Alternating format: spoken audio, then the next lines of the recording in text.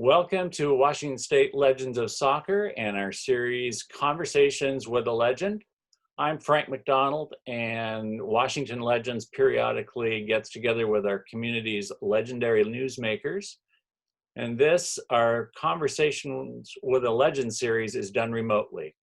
We are always taking suggestions for interview candidates via our website's contact portal at washingtonlegends.org.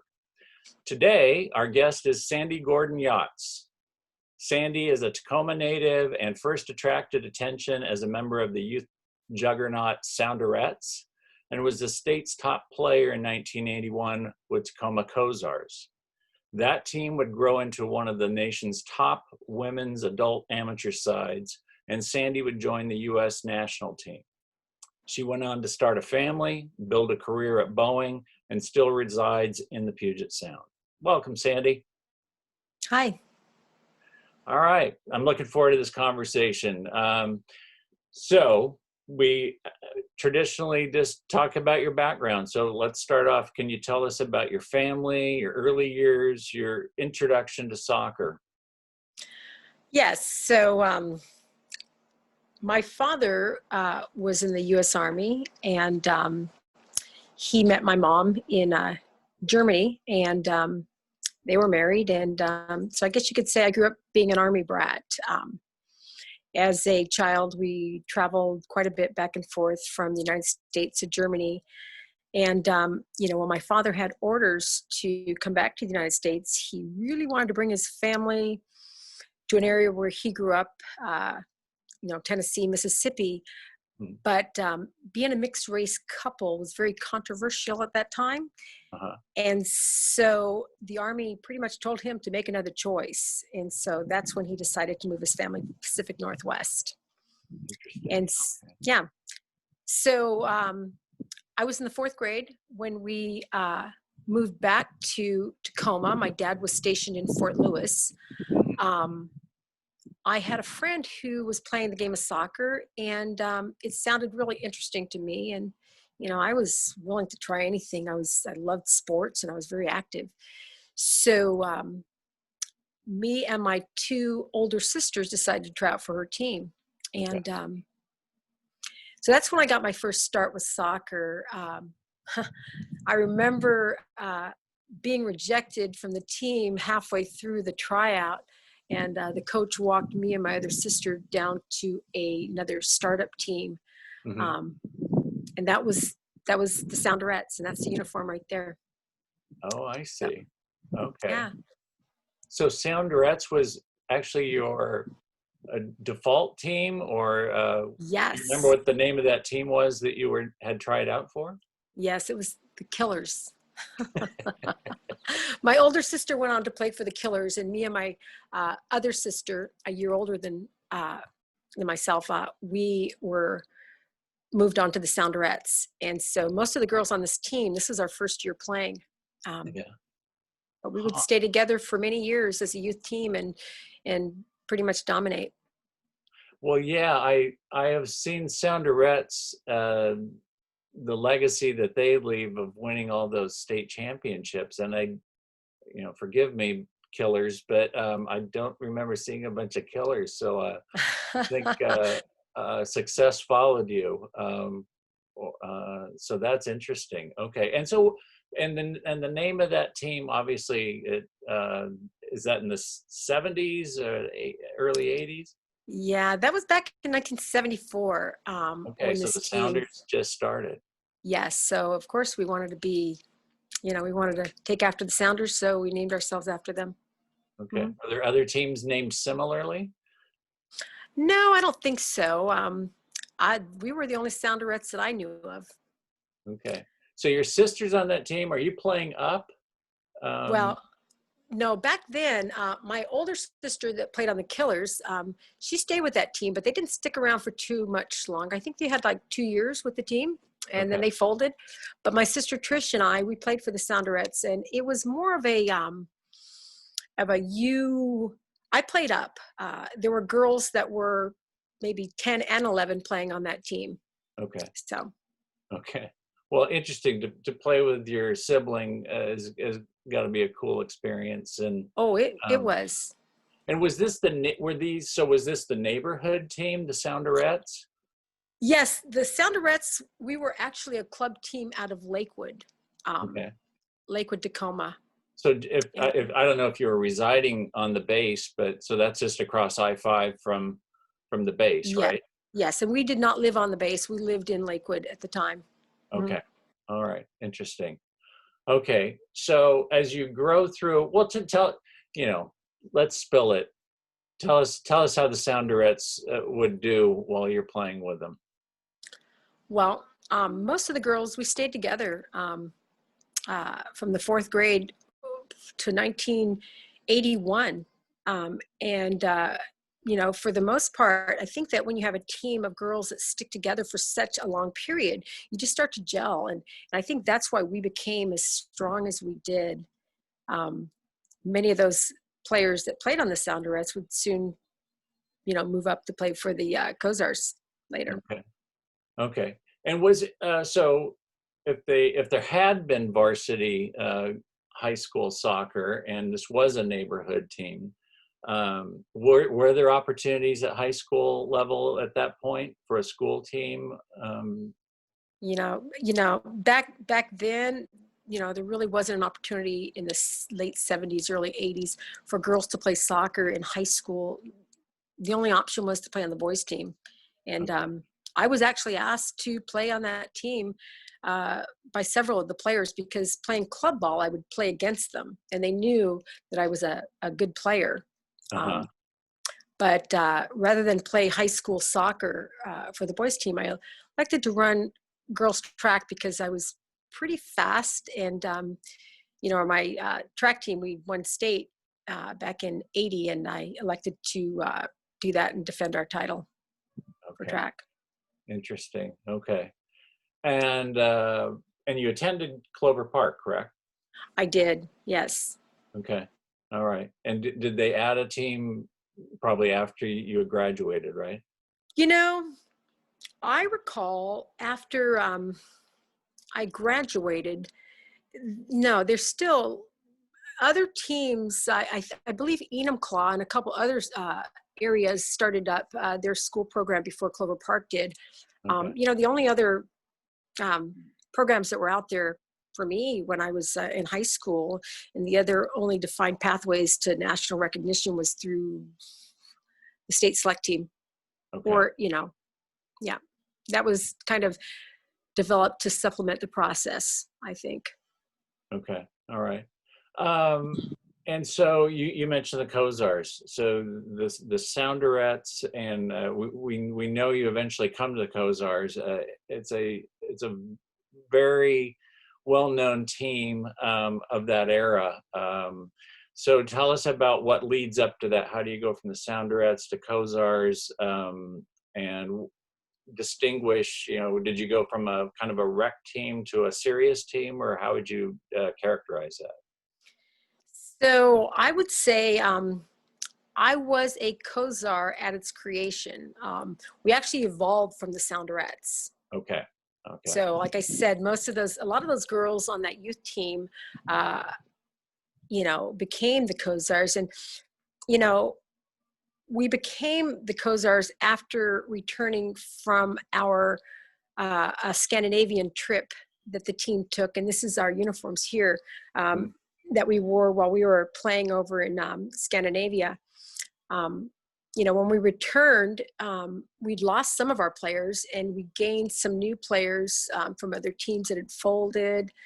Our coach, Larry Fear, over here in the white shorts, he decided that he was going to step down. And that's when Booth Gardner came on to take over the team. And, we just thought a fresh start seemed logical. So. Okay. And the naming of that team, how did it come to be? Yeah. First of all, Cozars, we became a dominating team. We, after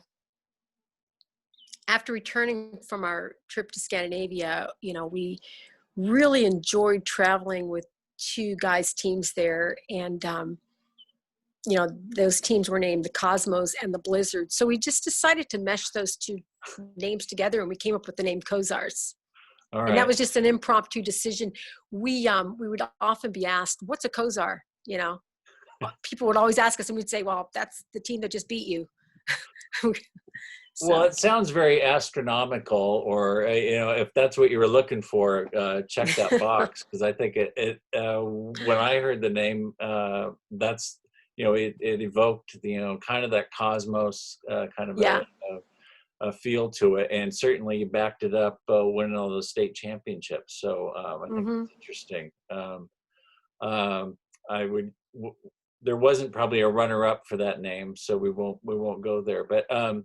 So for those who don't know about the upper level of women's play or Cozars, can you tell us or fill in that state hierarchy when you get to that senior level? Well, actually, no, it starts as a youth team, as you mentioned, and it grows into a senior level team, right? Yeah. Because when I was playing as a Sounderette, I didn't know Team Ramalosa or Lowenbrow. Those were women that played in the upper division. I played youth soccer back then. Mhm. So once we graduated to upper level soccer, Cozars at hierarchy was, Ramalosa, Mike Ryan's team, Lowenbrow, Mhm. soon to become Fin Air. Right. Also, there was a very strong women's team from made up of the girls from Western Washington University. And I don't remember what they called themselves, but I think they just called themselves Western. Okay. And that was pretty much our competition back then Okay. in those days. So there was a state women's association, and there's probably many divisions, but for a time you're playing youth, and then when you get to the U19, I suppose, level, that's when you graduate into the state women's association, right? Yes, that's correct. Yeah. Okay. And how does Cozars morph? Do they gobble up players, and does it become then just like 2 or 3 elite teams? Or I mean, how many big games would you really have in the league season, both as Uh, a youth and a senior? oh boy, Cozars, we changed throughout the years, but pretty much, always had that core group of girls. We morphed into this powerhouse team. A lot of players wanted to play for our team, and so often players would come over from Mike Ryan's team. We picked up Sherry McMurtry came over to the team. Many great players throughout the years. So Okay. Success yeah, attracts more yeah, people. Yeah. definitely, yeah. Okay. It's And what position are you playing at this time in your soccer life? Oh gosh, it's funny when I was playing for the Sounderettes, I was a forward because that's the thing, they put the fast player up front to score the goals as a kid. Then I moved to the midfield and played, and I loved the midfield. But I found my passion in the defense, and partly because as a kid I had a lot of endurance. I could run forever, and I could play hard defense and then still be part of the offense. So I found myself playing sweeper for the Cozars, and for the national team, I played marking back. Okay. Okay. So you mentioned Mike Ryan being a coach of another team, Ramlosa, Lowenbrow, and we should kind of say those are all the same team. They just had a different Hmm. sponsor each year. But what role did he play in developing you as a player? Oh boy! So I first met Mike Ryan in 1983, and I played against his team. However, I had the opportunity to to play for Mike Ryan in 1983 on the women or on the state select team, Washington State select team.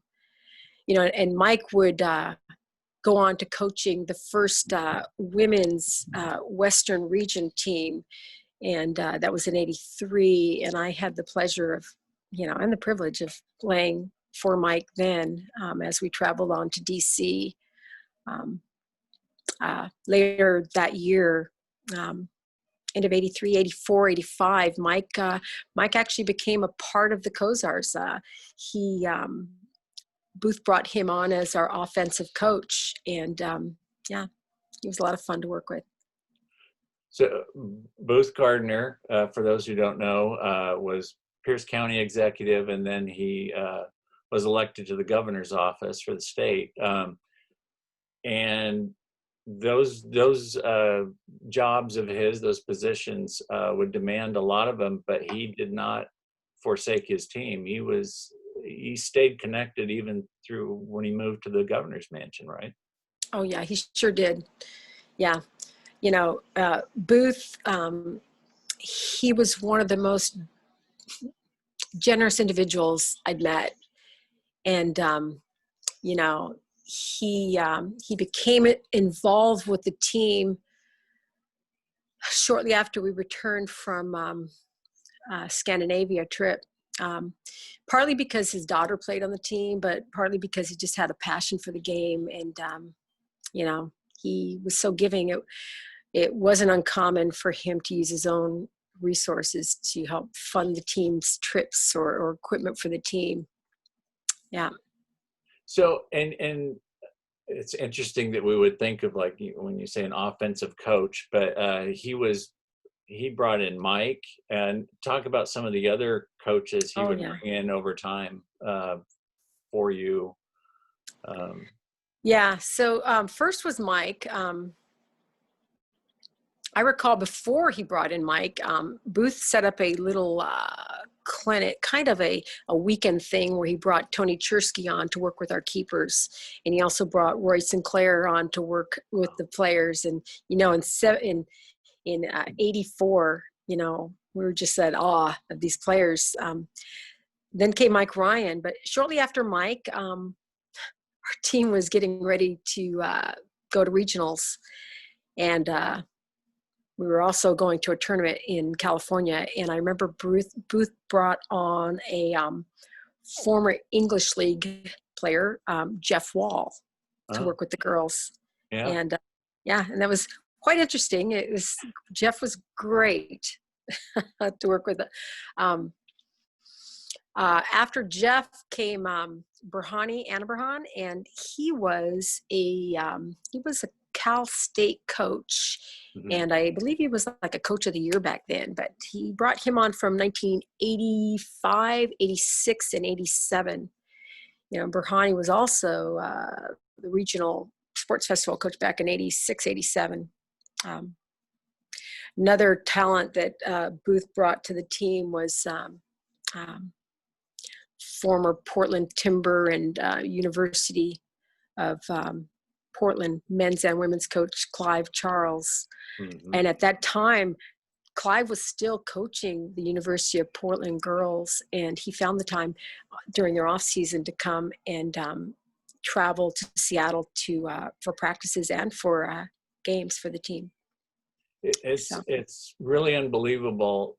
It would be hard to fathom today the level of support and the coaching. I mean, one after the other. It's like there's not a drop off or anything. And I would imagine it's competitive for spots on the team, right?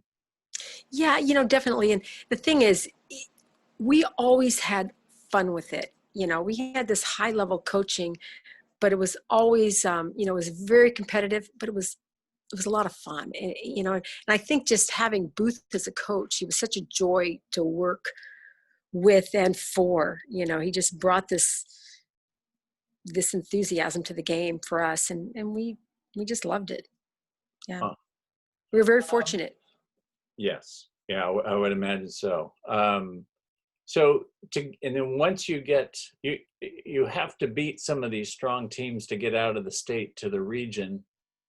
And what were some of the competition you faced on the coast and nationally for that team when the Cozars are on the rise?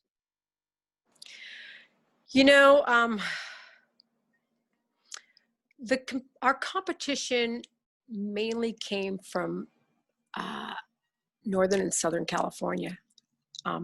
We would meet these teams in competition at several tournaments. We would fly to places for tournaments. And I don't know if I didn't mention this, but Booth had started up a program. It was called the Western Alliance Team. And this is the team right here that you're looking at.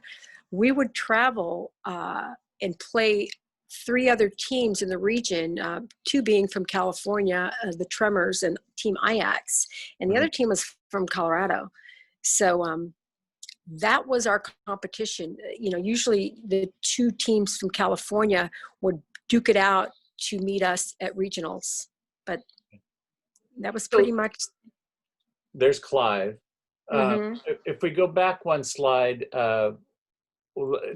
tell us some of the people in this photo. I mean, drop some names on us here. Yes, I sure will. I put my glasses on for this. So this team right here, we had, let me see, I believe there were like 8 or 9 players that would go on to play for the national team on this team alone. There's Sharon McMurtry. You have Kim Sullivan right after her. And then that's me, Sandi. And there's Joni Dunlap, Mary Giusti, Kathy Ridgewell, who played on the team, national team, Lori Henry, who played, Lorraine Figgins, who was amongst the national pool and tried out for the team. You have Gretchen Gegg as keeper, Amy Allman, Annette Duvall. You have Lori Sweeney, who played on the women's national team in '85, and you have Sandi Gordon, who a lot of people thought we were sisters because of our last name. The redhead here, she's also on the 1985 national team. And then you have Denise Boyer-Murdick, who was on that team as well. So this was a team, a very, very talented group of girls. And I believe several girls are not pictured here. Yeah. They're off to school, like Michelle Akers and Shannon Higgins. They were also on this team. Oh, by the way, Higgins and Akers, Yes. So that was definitely the powerhouse team. Well, you can't beat a backdrop for a team photo with the governor's mansion there. I mean, that's like in your face. And FC Seattle, so they pick up. Well, I'm kind of jumping ahead, but to see Clive there, that I see FC Seattle, but it says Cozars across the chest there. So it's still Cozars, even though it took on different backing and so on during the day. So, and when you're mentioning some of these California teams, we know some of those people settled up here. One just finished a long run at the University of Washington. So who are some of the people that played on those California teams? Wow. A lot of top names. That's where the talent came from. Joy Beefield played on that team.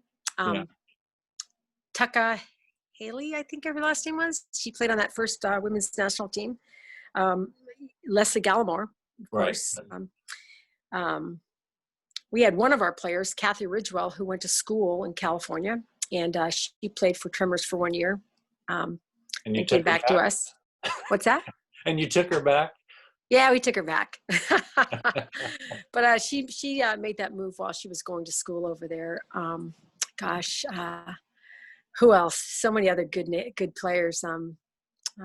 Foudy played for them. Yeah. So I mean, there's some well-known names that are still active in the women's soccer community and sports in general. But and then when we had our Legends Forum last year, last August, and I remember Leslie wearing her Tremors, or I don't know if she wore it, but she certainly brought her Tremors jersey. Still wanted to remind you who was your competition back then. So in going into the late 80s, the 90s, as players, like you mentioned, like Michelle and Shannon and Lori goes off to school back east, and new players join the fold. So that new it's still the Cozars, but it's a new entity. And as I mentioned, FC Seattle kind of took up the mantle.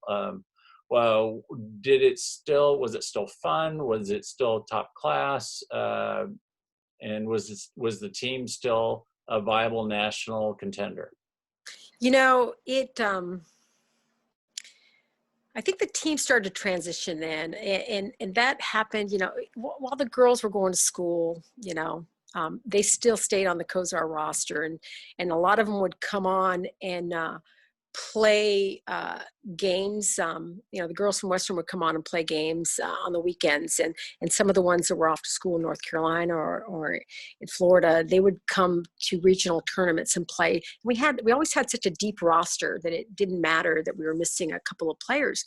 Mm-hmm. But it was shortly after those girls would graduate from college, and they would go off to seek careers. Some of them wound up staying on the East Coast, and the team took on a different identity.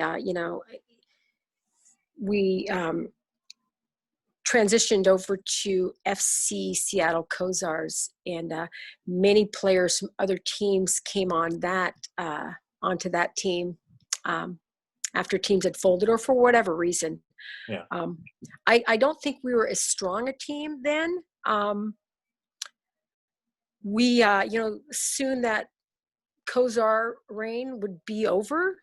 Mm-hmm. And from team FC Seattle Cozars, we took new shape, later on, and we became Team Diodora. And it wasn't we became, but we joined forces with girls from Finnair and other teams. And we then developed this powerhouse team as an over 30s team. So from that team, and there is this growing movement there in the early 80s of a national team program for women. And it didn't always play matches in those first few years. So yes. and we kind of touched upon that at that forum last year. So sometimes the national team would just be a piece of paper, right? Correct. And that was back in 1983, 1984, when Mike Ryan was coaching that team. The process was you would try out for your state select team, and here's our region in yellow. This was the 1983 regional team that Mike took over to DC. From there, they would form a team on paper, and it was known as the paper team, and it was pretty much the same process in 1984.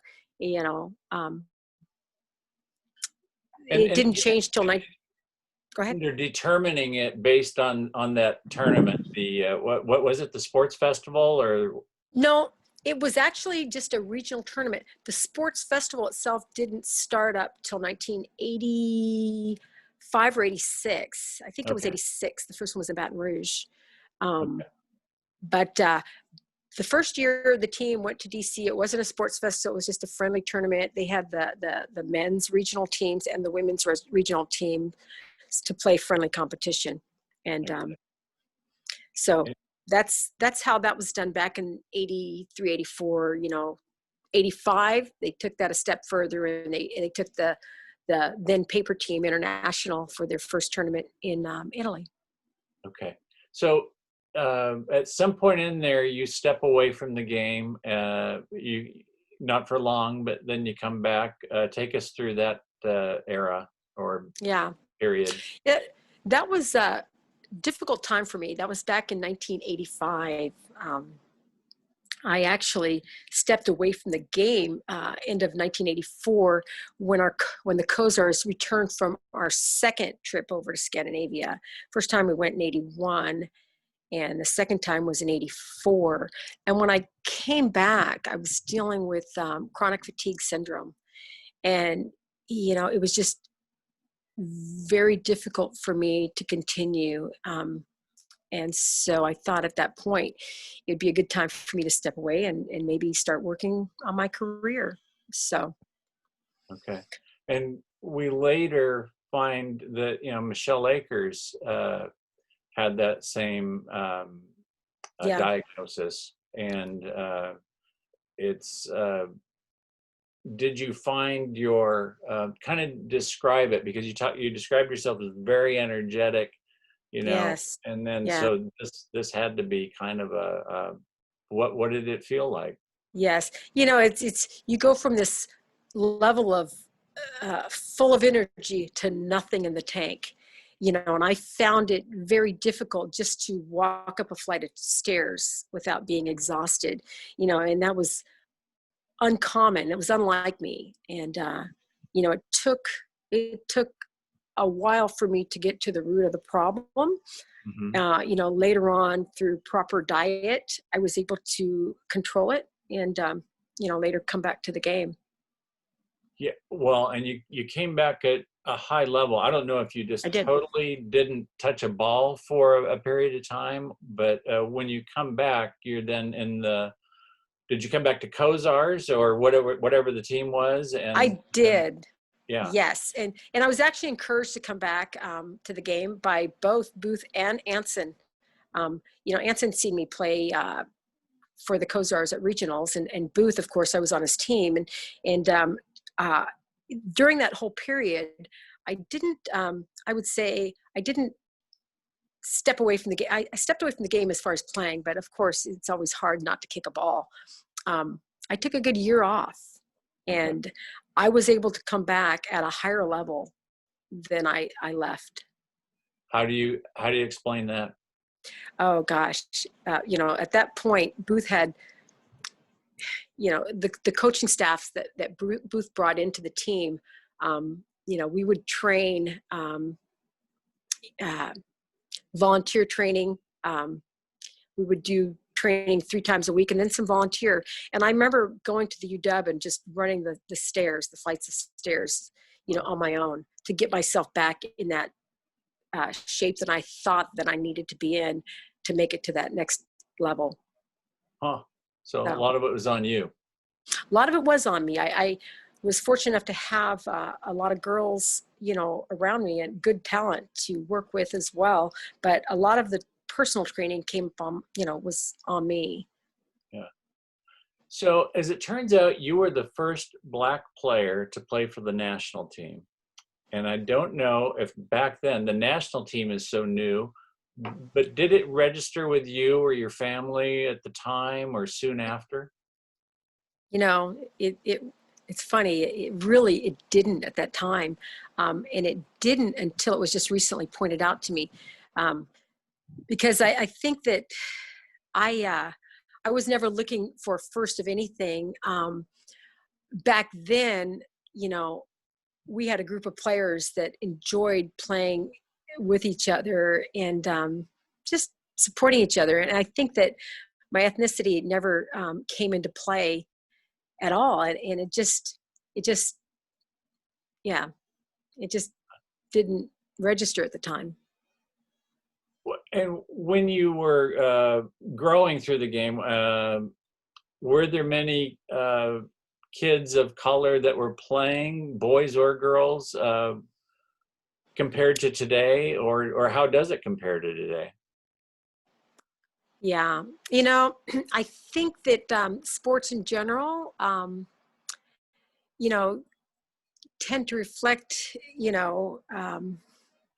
the demographics in which they're played, if that makes sense.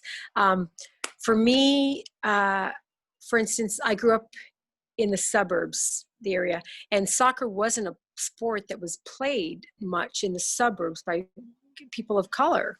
Hmm. I grew up in a military area where a racial mix was more prevalent.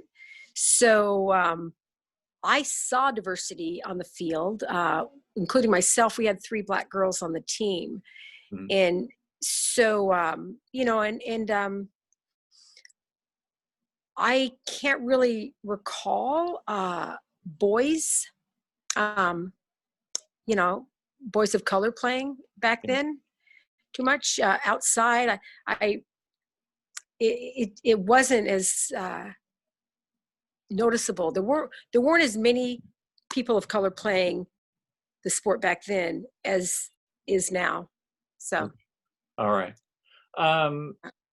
Do you feel like you see the women's national team today?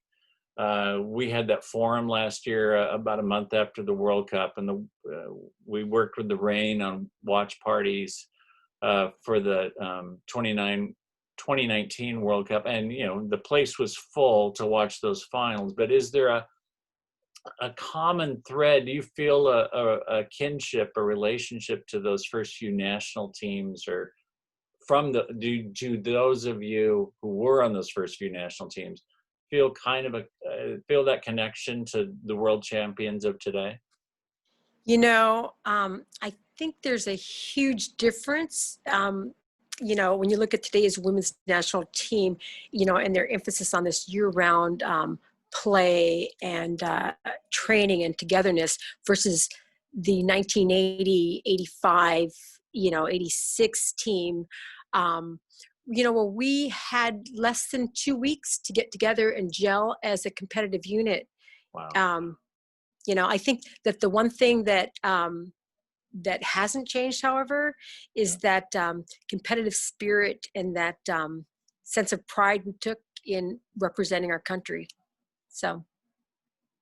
Yeah, it's become more professional, and I would guess that there's still a lot of aspirations have been evidenced in the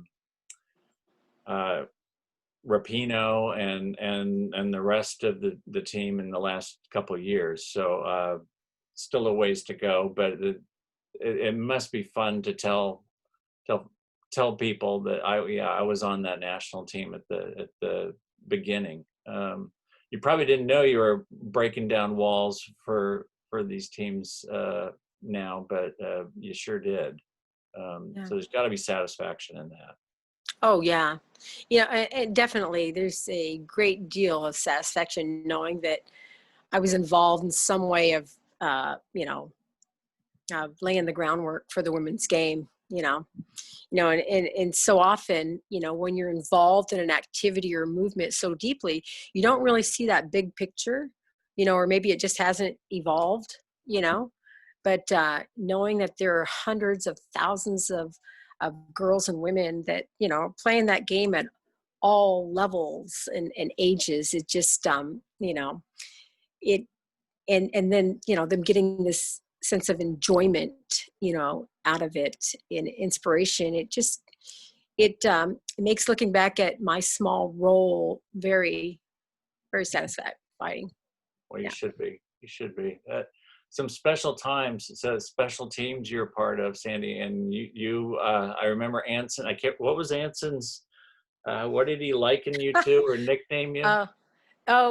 He had said that I was. I know he said I was mean as a snake. Yes, I remember that. And yeah, he said I was fast and mean as a snake, or something to that effect. Well, you made your mark. He certainly didn't forget you, and thank you for sharing time today with us and telling us about your story in the game. We really appreciate it. Yeah, thank you. Okay. So I'd like to also thank our producer today, Leanne Johnson, and thanks to all of you watching our Conversation with the Legend series. For more on the history of Washington State soccer and to learn more about Washington State Legends of Soccer, go to wasoccerlegends.org. We appreciate your support, and we'll see you next time. Thank you.